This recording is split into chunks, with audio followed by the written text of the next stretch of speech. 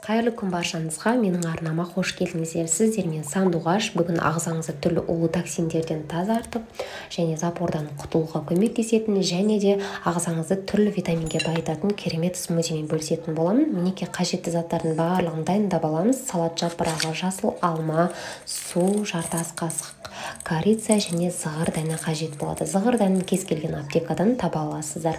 Барлығын жуып, жақсылап тазалап, мінекей блендеріңізге салып блендерлейтін боламыз. Мінекей бар болғаны осы, өте жылдам дайын болады, және де бұның пайдасы енді ұшан теңіз ғой. Түрлі калий, кальций және омега 3, 6, 9 осындай витаминдерге бай, ағзаңызды тазалайды, асқазан, ішек жолдарын, түрлі улы токсиндерден, шлактардан толықтай тазартып, холестерин деңгейін, қан құрамындағы қанттың деңгейін төмендетеді екен. Одан да бөлек көптеген адамның ағзасына керекті витаминдерге байытып, түрлі аурудың, дерттің алдын алады екен. Жатар орынға ішу ұсынылады. Деректер интернет желісінен алынды. Пайдаңызға жарасын. Маған тіркелуді ұмытпаңыздар. Назарларыңызға рахмет.